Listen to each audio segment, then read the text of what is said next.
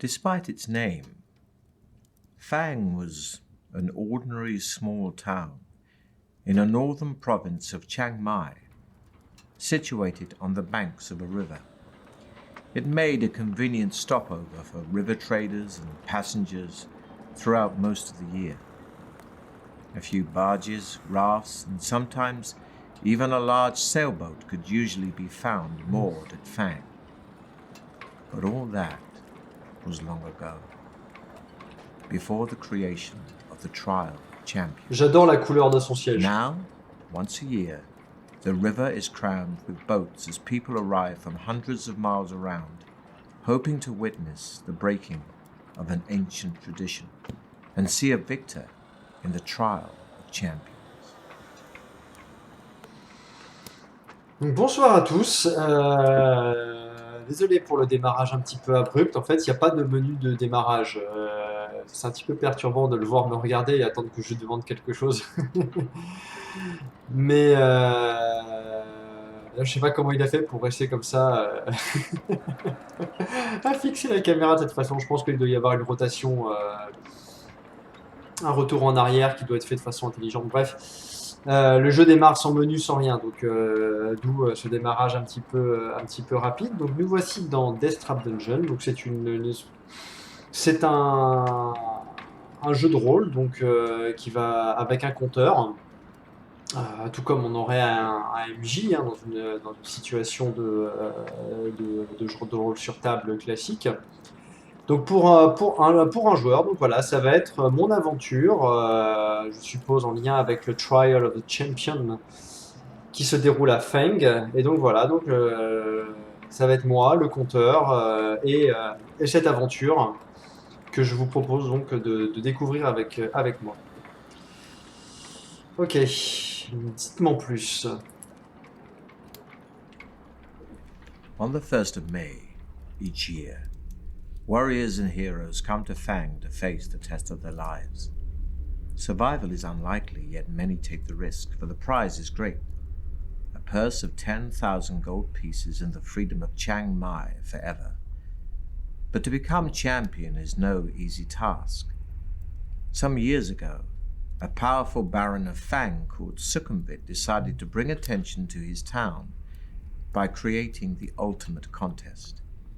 With the help of the townspeople, he constructed a labyrinth deep in the hillside behind Fang, from which there was only one exit. The labyrinth was filled with all kinds of deadly tricks and traps and loathsome monsters. Sukhumvit had designed it in meticulous detail, so that anybody hoping to face its challenge would have to use their wits as well as weapon skill. When he was finally satisfied that all was complete, he put his labyrinth to the test. He picked 10 of his finest guards, and fully armed, they marched into the labyrinth. They were never seen again. The tale of the ill-fated guards soon spread throughout the land, and it was then that Sukhumvit announced the first Trial of Champions. Messengers and news sheets carried his challenge, 10,000 gold pieces and freedom of Chiang Mai forever to any person surviving the perils of the labyrinth of Fang. The first year, 17 brave warriors attempted the walk, as it later became known. Not one reappeared. As the years passed and the Trial of Champions continued, it attracted more and more challengers and spectators. Fang prospered and would prepare itself months in advance for the spectacle it hosted each May. The town would be decorated, tents erected, dining halls built, musicians, dancers, fire eaters, illusionists, and every sort of entertainer hired, and entries registered from hopeful individuals intent on making the walk. The last week of April found the people of Fang and its visitors in wild celebration. Everybody sang, danced, and laughed until the day broke on the 1st of May, when the town thronged to the gates of the labyrinth to watch the first challenger of the year step forward to face the Trial of Champions. Having seen one of Sukhumvit's challenges nailed to a tree, you decide that this year you will attempt the walk. For the last 5 years, you have been attracted to it not for the rewards, but for the simple fact that nobody has ever yet emerged victorious from the labyrinth. You intend to make this the year in which a champion is crowned. Gathering up a few belongings, you set off immediately. 2 days' walk takes you west to the coast, where you enter the cursed port, Black Sand. Wasting no time in that city of thieves, you buy your passage on a small boat sailing north to where the river Coke meets the sea, and from there you raft upriver for 4 days, until finally you arrive in Fang. The trial begins in 3 days' time, and the town is in an almost hysterical mood of excitement. You register your entry with the officials and are given a violet scarf to tie around your arm, informing everyone of your status. For 3 days, you enjoy Fang's greatest hospitality and are treated like a demigod. During the long merriment, you almost forget your purpose in Fang, but the evening before the trial, the magnitude of the task ahead begins to dominate your thoughts. Later, you are taken to a special guest house and are shown your room. There is a splendid 4-poster bed with satin sheets to help you rest, but there is little time left for sleep. J'aime beaucoup le rythme qu'il donne à sa narration. Just before dawn, a trumpet call awakens you from vivid dreams of flaming pits and giant black spiders. Minutes later, there is a knock on your door, and a man's voice rings out saying, "Your challenge begins soon. Please be ready to leave in 10 minutes." You climb out of bed, walk over to the window and open the shutters. Already people are thronging the streets, moving quietly through the morning mist, spectators, no doubt on their way to the labyrinth, hoping to find good vantage points from which to watch the competitors. Walking over to a wooden table on which your trusty sword and shield lie, you pick them up and cut the air with a mighty sweep, wondering which beasts your sword's sharp edge may soon have to meet. You open the door into the corridor, and a small man greets you with a low bow as you emerge from your bedroom. "Please follow me," he says. He turns to his left and walks quickly towards the stairs at the end of the corridor. Walking through a parting in the crowds, you see Baron Sukhumvit himself, standing by the entrance waiting to greet the contender in the trial of champions. You count 5 others standing proudly in line. J'aime beaucoup ce dessin, ça me rappelle un petit peu le genre de dessin qu'il y avait justement sur les livres dont vous êtes le héros. Style White Wolf ou autre. They stand completely motionless, legs straight and slightly apart, arms thrust forward to rest on the hilts of their long, double-headed battle axes. A sleek elven woman with golden hair and feline green eyes is adjusting the crossbelt of daggers wrapped around her leather tunic. Of the 2 remaining men, one is covered from head to foot in iron plate armor, with a plumed helmet and a crested shield. The other is cloaked in black robes, only his dark eyes showing between the swarms of his black-faced scars. Long knives, a wire garrote, and other silent death weapons hang from his belt. The 5 contenders acknowledge your arrival with almost imperceptible nods of the head, and you turn to face the exultant crowd for the last time. Suddenly, a hush falls over the crowd as Baron Sukhumvit steps forward, holding 6 bamboo sticks. You draw one from his outstretched hand, and you read the word, 5th. Then the trial begins. The knight is first.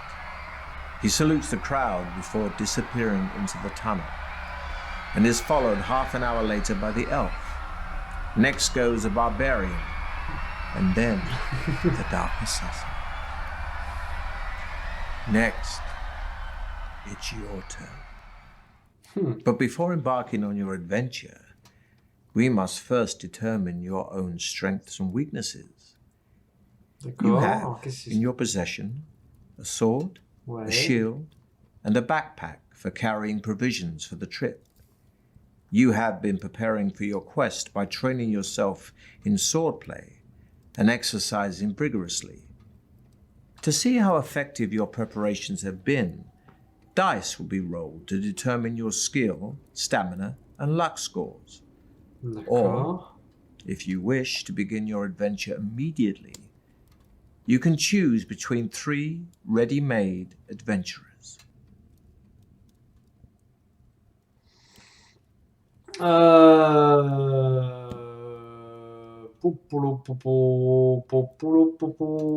non, j'ai pas trop envie, me connaissant je vais prendre un ready-made. Allez, vas-y. You can choose to be Alaric Ironwood, whose approach in battle is simple and direct. To charge forwards, huge shoulders whirling his sword manically about his head, chopping left and right with such force and speed as to quickly put any enemy off getting too close. And should they ever manage to sneak a blow in under this onslaught, Alaric's impressive physique will normally just brush it off, as if it were a scratch. Born Fang himself, many moons ago, Alaric is a hero to the locals. His mother still lives there, a diminutive woman who makes her living as a seamstress. And quite how she produced such a gigantic warrior no one quite knows. But the popular theory is that somewhere down his ancestral line, giant blood runs in his veins. Alaric's initial skill is 8, his initial stamina is 23, and his initial luck is 7. Alaric also carries a potion of strength that gives 2 opportunities to restore his stamina points to their initial amount.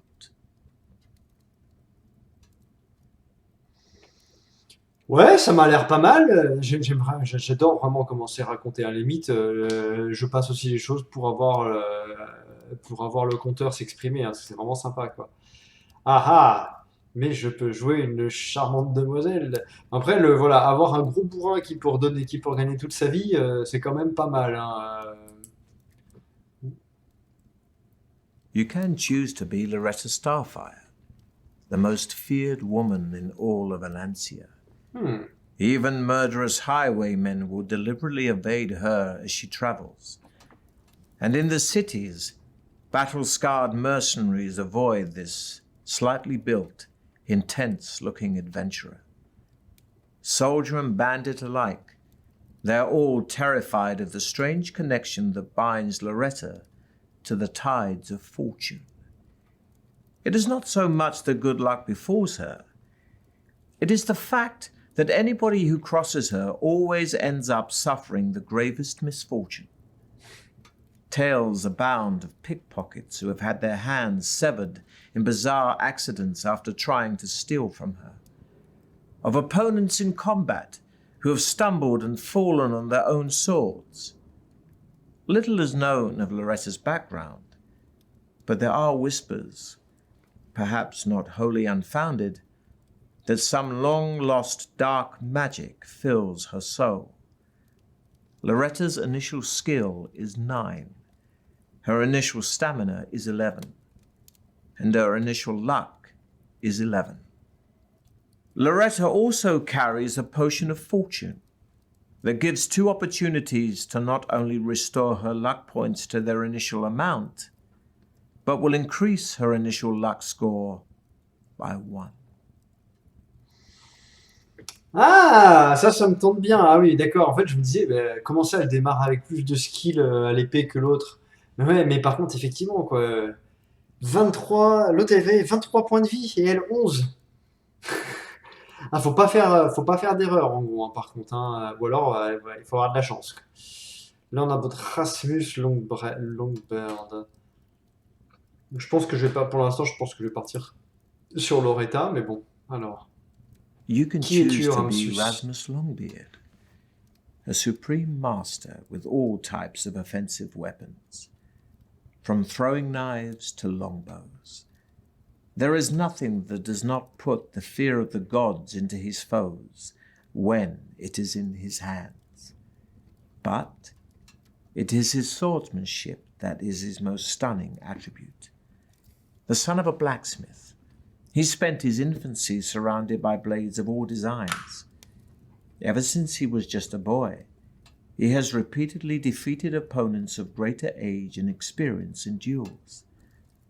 He is even said to be able to chop a crossbow bolt from the air.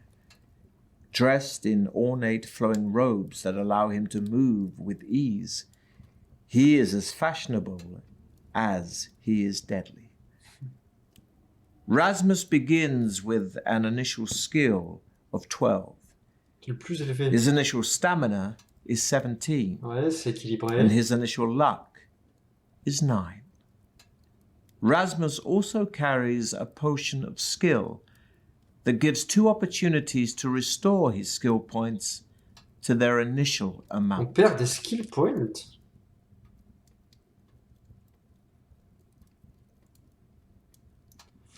Bon, allez, je vais tenter avec la chanceuse. Allez, alors attends, toc. Du coup, You can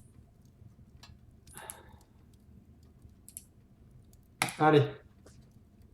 Lastly, before you begin your quest, you are given enough provisions for 10 meals. When you eat a meal, your stamina score will increase by 4 points. But don't forget, your stamina can never exceed the initial amounts you've just set. D'accord.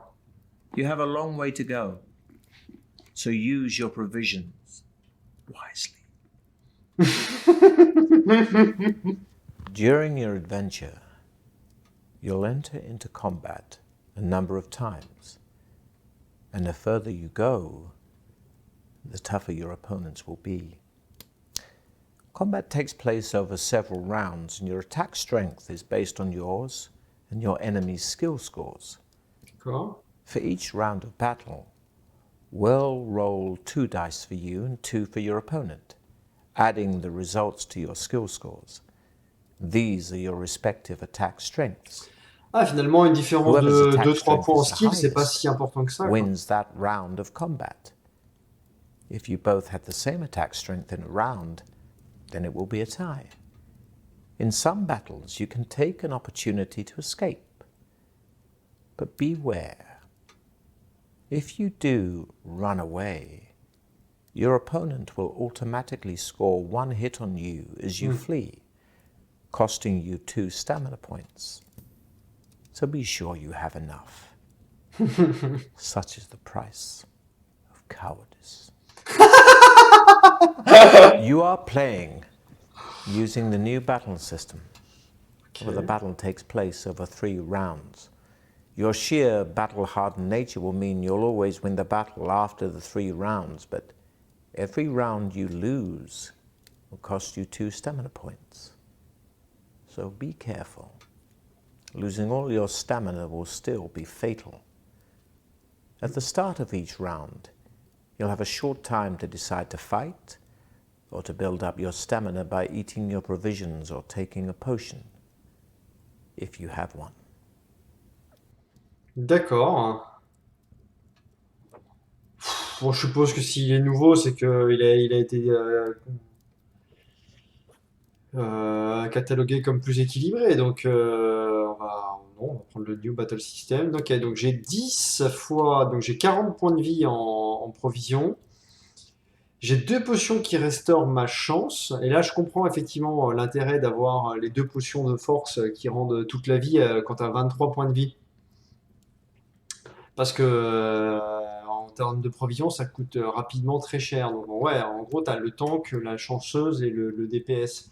Effectivement, entre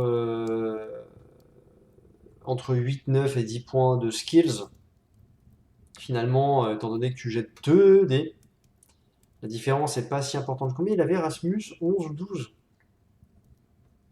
Peut-être un peu plus sympa. Je pense que si jamais mais si je m'en sors pas avec Loretta, ensuite j'essaierai le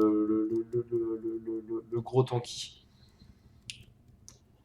Ouais, bah écoute, c'est bien. J'aimerais bien avoir la possibilité de mettre pause pendant qu'il parle un petit peu. Ça m'aiderait à m'exprimer un petit peu plus facilement bah, un petit peu par rapport à ce qui se passe, hein, mais bon. Ok. Eh ben, non, mais le New Battle System me paraît bien. 11 points de vie, je prends 2 PV par coup. C'est-à-dire en deux combats consécutifs, je suis mort si j'ai plus de provisions. Ok. Now it is your turn to salute the crowd. Holding your violet scarf aloft, you take one final deep breath of cool, fresh air before turning to pass between the stone-pillared gateway into Succumbit's corridors of power to face unknown perils in the walk through the mighty Baron's DeathtrapDugeon. Intro musique. Ok.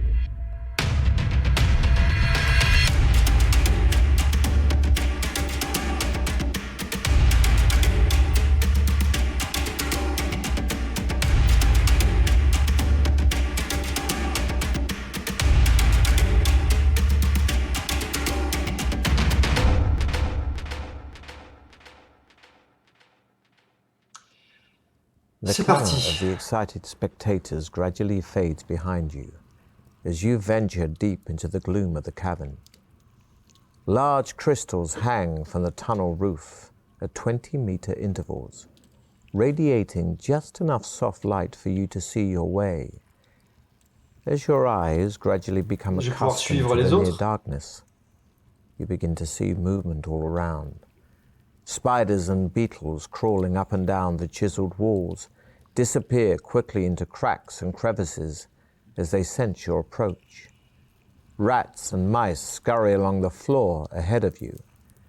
Droplets of water drip into small pools with an eerie plopping sound which echoes down the tunnel. The air is cold, moist, and dank. After walking slowly along the tunnel for about 5 minutes, you arrive at a stone table standing against the wall to your left. On it, there are 6 boxes, one of which has your name painted on its lid.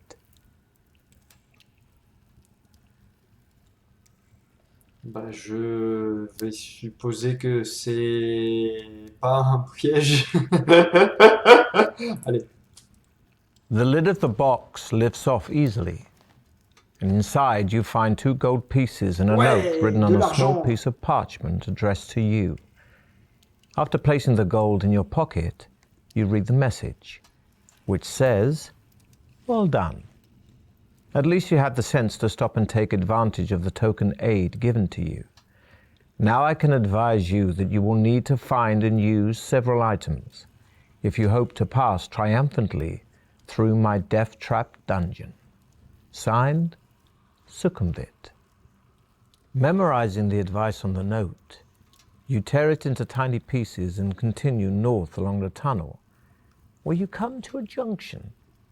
A white arrow painted on one wall points west. On the floor, you can see wet footprints made by those who entered before you.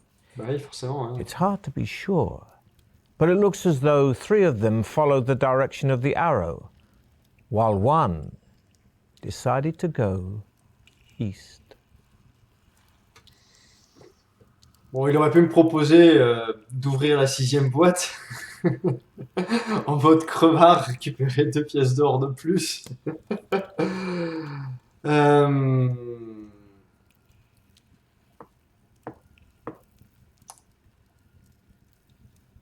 hmm. L'avantage, c'est que je sais que quelqu'un est déjà passé de. J'ai envie de tenter Est, parce que quelqu'un sera déjà passé avant moi.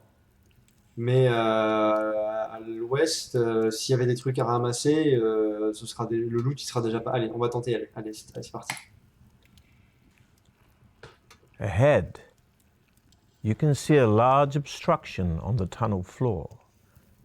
Although it is too dark to make out exactly what it is, the wet eastbound footprints you have been following carry on towards the obstruction. D'accord.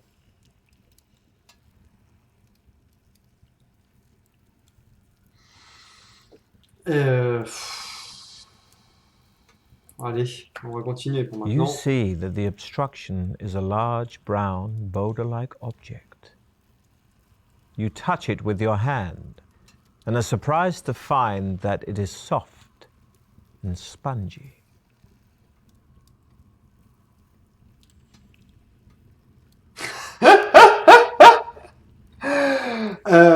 Et je vois pas du tout ce que c'est.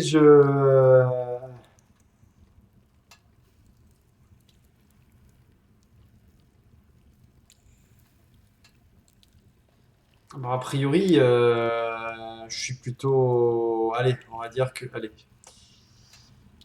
Mon personnage est plutôt agile.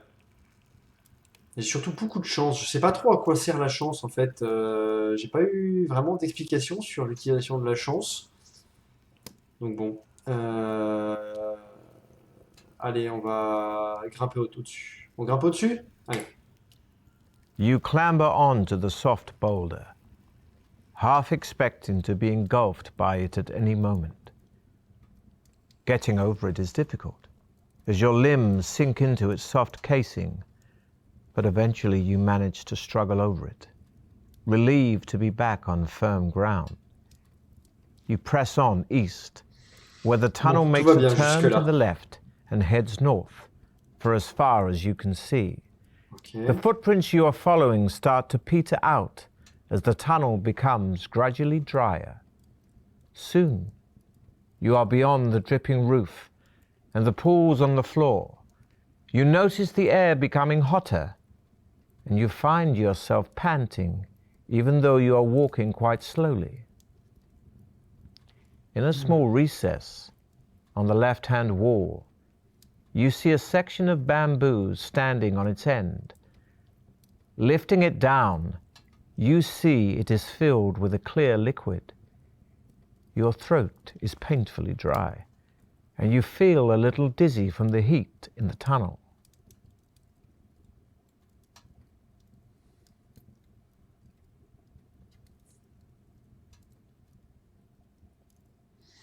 C'est clairement un piège, hein.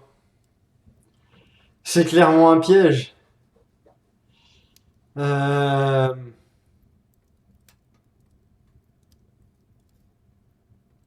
Si c'est empoisonné, c'est vraiment là, ça allez, je continue. You shake your head, trying desperately to stop yourself from blacking out, but the heat is too much for you, and you fall unconscious to the floor, wishing you had a cool drink. This will be a test of your skill. We'll roll 2 dice, and if the number rolled is equal to or less than your current skill score, you have been skillful. But if it's higher, then your skill will have been found lacking. The temperature continues to Non rise mais... steadily. And because we rolled a number higher than your skill, it is far beyond the limits of your human tolerance. Lying on the near molten floor of the tunnel, you fail to regain consciousness. Your adventure ends here. What?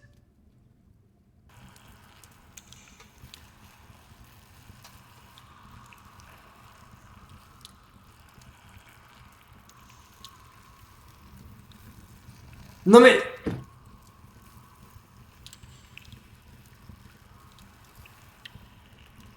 Ok.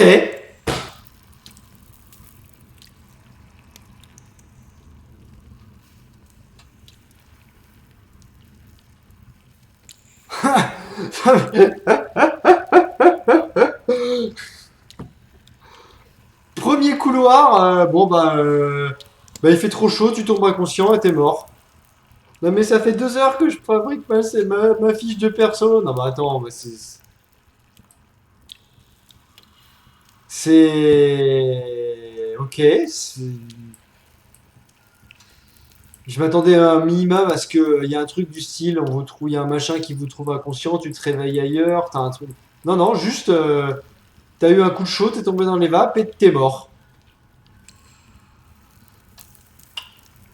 Ouais, c'est un tantinet punitif. Qu'est-ce qui se passe? Du coup, je clique là, c'est ça, pour recharger là où j'en étais. Bah ouais, mais attends, mais j'ai rien fait, quoi. Ahead, you can see a large obstruction on the tunnel floor. Although it is too dark to make out exactly what it is, the wet, eastbound footprints you have been following carry on towards the obstruction. Je veux dire, je pourrais recommencer depuis le début, ce sera aussi simple, quoi. Ouais, bah vas-y. You see that the Ouais, obstruction d'accord. is... L'obstruction, climb over it. You clamber...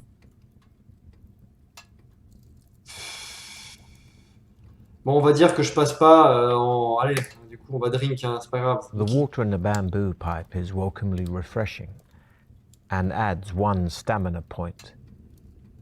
It also contains a magical solution which will enable you to be exposed to melting point temperatures without harm. Discarding the bamboo, you start off north again, in good spirits. You find yourself Ouais, dripping bon. with sweat as the temperature continues to rise. As you struggle on, the heat intensifies until it becomes so unbearable that you feel yourself begin to pass out. Although the temperature in the tunnel is higher than you could normally tolerate, the liquid from the bamboo pipe keeps you alive, and mercifully, after a few moments, the temperature drops rapidly and soon feels almost cool again. On the left-hand side of the tunnel is a closed door. It has a small iron plate in it, which looks like it might slide open.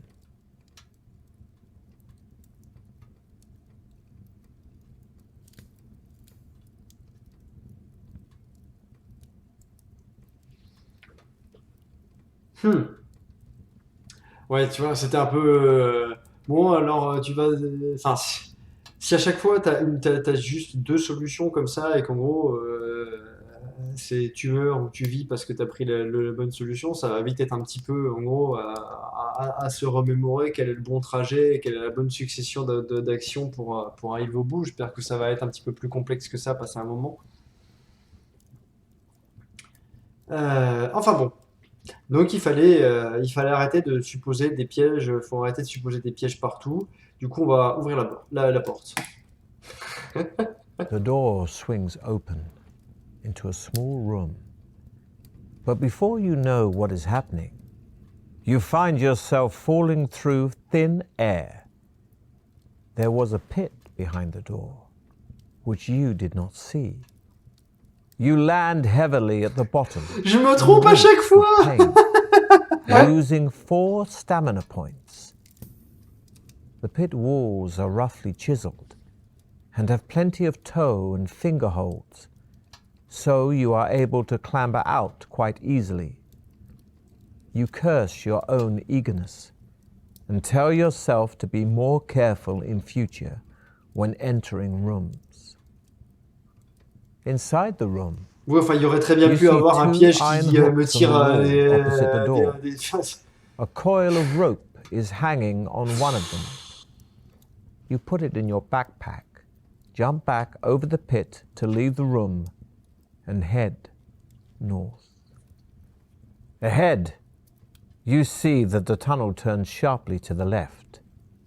You turn a corner and almost bump straight into 2 fierce-looking orcs, armed with morning stars and wearing leather armor. You are totally unprepared for them and struggle to ready your weapons. The orcs roar, and as you draw your sword, one of them swings its morning star at you, which sinks agonizingly into your left thigh, costing you 3 stamina points. Je vais mourir avant même d'avoir commencé, quoi. But manage to regain your balance in time to defend yourself. Fortunately, The tunnel is too narrow for both orcs to attack you at once. Je vais encore mourir, quoi. So you fight them, one at a time. Avec des stats de luck très élevés et qui me servent à rien, quoi. You quickly eat some provisions, increasing your stamina by 4 points.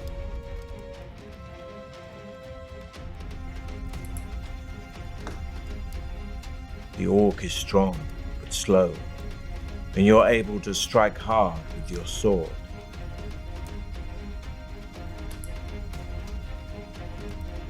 Your shield protects you from the orc's frenzied attack, while you're able to hack at its leg. Bah, je vais le défoncer! You raise your sword to parry the attack, and are able to kick the orc hard in the stomach. The first orc slumps lifeless to the floor, so you turn your attention to the other.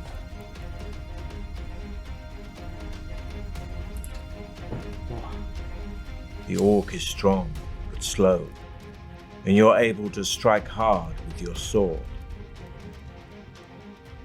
Pourquoi tu me regardes de façon aussi intense? On a dit que je vais le défoncer de toute façon.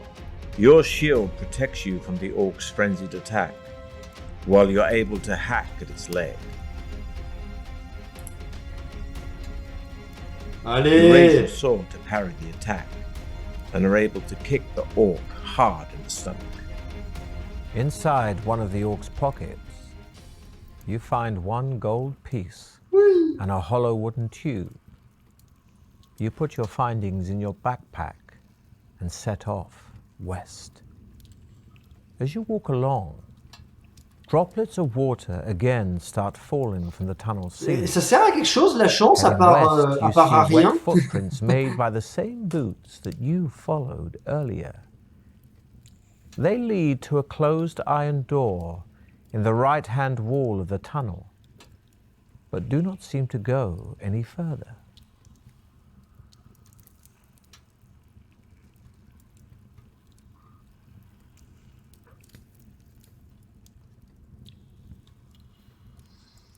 La dernière fois que j'ai ouvert une porte, ça s'est mal passé, hein.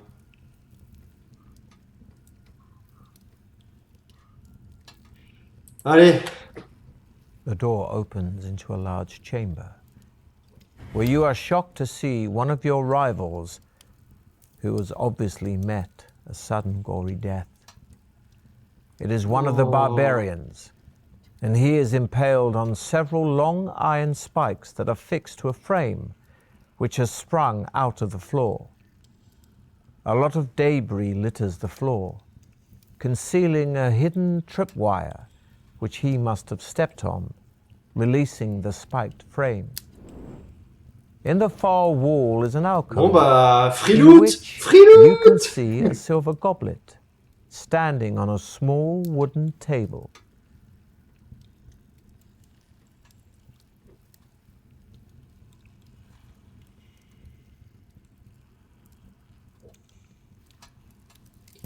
Ouah, pff.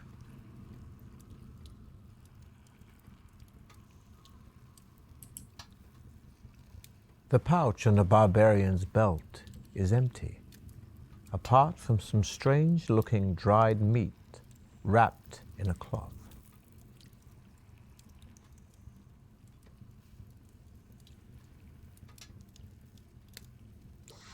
Il l'aurait pas pris avec lui. The meat contains herbs which increase your strength, adding 3 to your stamina score. Yes! Ouais! Et maintenant je peux aller à l'alcôve. You walk slowly over to the alcove, carefully checking the floor for any more hidden traps. You see that the goblet contains a sparkling red liquid.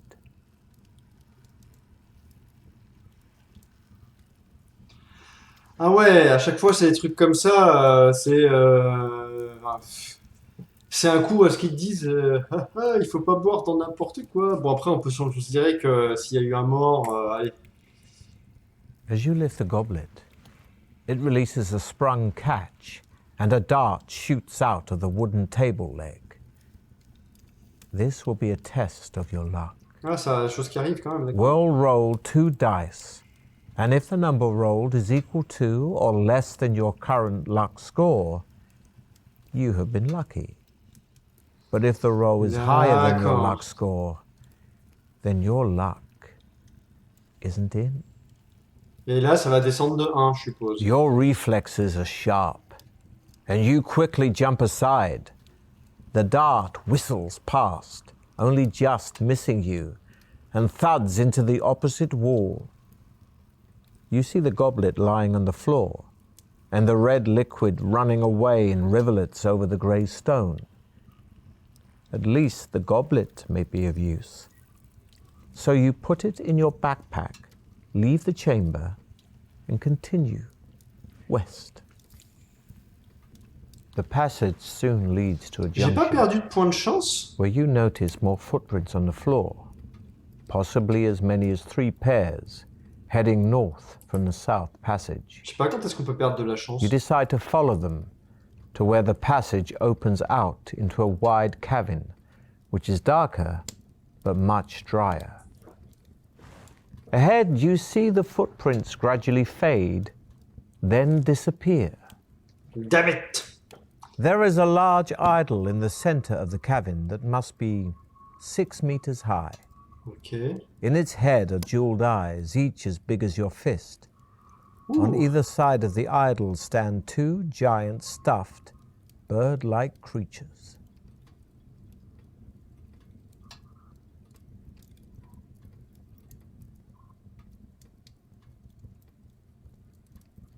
Ah, je suppose que je vais devoir en... Allez. Mais j'ai une corde en plus. Du coup, avec la corde, ça va être facile. The idol is very smooth and will be difficult to climb, but the rope you found earlier will help here, and you make it into a lasso. You whirl the rope above your head and throw it up at the idol, smiling happily as it lands around its neck. You then tighten the noose and start to climb, hauling yourself up the rope.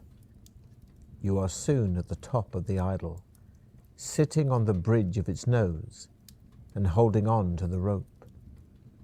You draw your sword and wonder which jeweled eye to prize out first.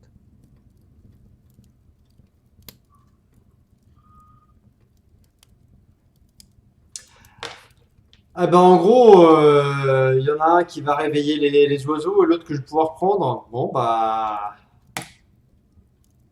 As you touch the idol's emerald eye, you hear a creaking Non, sound j'étais below le mauvais choix. looking down. You are shocked to see the 2 stuffed birds flying off. Their wings flap in jerky movements, but they are soon above you and look set to attack. You'll fight the flying guardians one at a time, but reduce your skill by 2 during this combat because of your restricted position.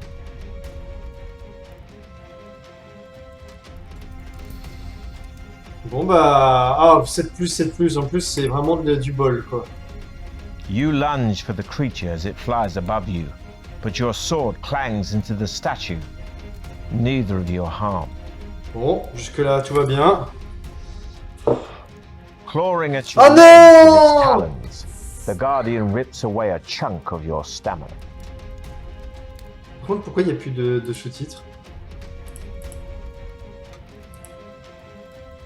The guardian snaps at you with its vicious beak, but you're able to smash the hilt of your sword into its outstretched Bon, neck. ça se passe pas trop The mal. crumpled form of the first flying guardian falls crashing to the floor. So you ready yourself to take on the second. Aïe aïe aïe, ça peut tellement mal se passer, quoi. Je peux perdre 6 points de vie, là, encore, dans l'affaire, quoi. Ah! Snaps at you with its vicious beak. You parry, but the tip of the creature's beak sinks deep into your arm.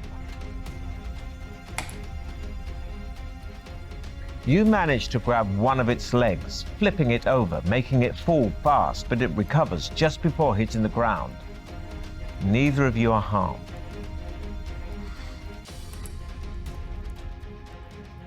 Coming at Ah, you, yes! raise the sharp talon. Bon, ça va, c'est pas You're trop able mal to passé. swipe your sword, partially removing one of the Guardian's toes. Your final swipe dispatches the second flying guardian. You look down and see the crumpled bodies of the two flying guardians lying motionless on the floor. You start to prize out the idol's emerald eye with the tip of your sword.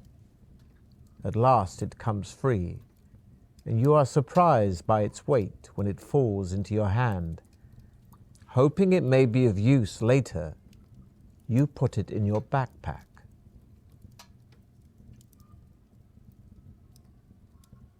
Bah écoute, maintenant qu'il n'y a plus de... You try to force the point of your sword under the emerald eye.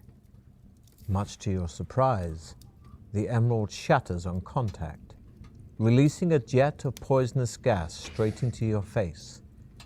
The gas knocks you out, and you release the rope, bouncing down the idol and crashing onto the stone floor. Your adventure ends here.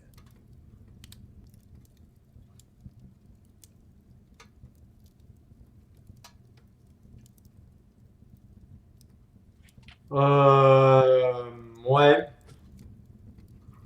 Ouais, alors je dois avouer que je suis pas super fan de... Je suis pas super fan de cette façon de te tuer comme ça pour un rien, quoi. Bon, bah, je pense qu'on repartira. Donc, ok, bah c'est pas grave, il faudra recombattre les deux créatures pourries là. Mais bon, au final, ça sert à rien d'avoir. Même le mec, il aurait eu 23 points de vie, tu tombes, tu meurs. Disons qu'à chaque fois, t'as un choix ou deux, et bah, ça te prépare pas vraiment à à tous les aléas de. Parce que bon, je suis passé avec la corde, ça m'a juste aidé à pas me casser la gueule une fois, on va dire, quoi. Mais derrière, je pouvais pas genre m'attacher à la corde avant enfin, bref. Bon, alors c'est bien raconté, mais j'avoue que les morts subites comme ça, je suis pas convaincu, quoi, hein. Surtout que t'as quand même pas mal de façons de perdre de la vie. Au pire, il aurait pu me punir avec 6 points de stamina, ou alors je sais pas, peut-être me faire jouer un deuxième jet de chance. Hein, genre, je tombe sur mes pieds ou plutôt que sur ma tête. Ça m'a pas. Ouais, avoir un personnage lucky, c'est pas. Pour l'instant, face à un personnage qui a 30 millions de points de vie et qui peut se battre pendant des années, parce qu'en plus, tu perds que 2 points à chaque fois, quoi. Donc, 23 PV avec 2 potions qui te rendent tout, tu peux affronter une sacrée ménagerie avant d'être vraiment en galère. Donc, ouais, bah. Je sais pas, j'ai l'impression que c'est un système où en gros c'est du die and retry, mais avec la. Enfin, regarde, même ils auraient pas mis des points de sauvegarde aussi réguliers si c'est ça qui est con. Le jeu il est ultra punitif, mais il compense ça par des points de sauvegarde toutes les 2 pièces. Euh, Moi j'appelle ça de l'équilibrage fainéant. Mais enfin bon. On verra ce que ça donne. Je pense que je repartirai de cette salle, hein. Tant pis, hein, j'affronterai de nouveau les oiseaux, hein, quel que soit le résultat que ça donne, et puis on récupérera qu'une seule émeraude. Ça marche. Eh bien, c'était DeathtrapDugeon. Pour l'instant, un petit peu mitigé, mais on verra comment ça évolue. À très bientôt.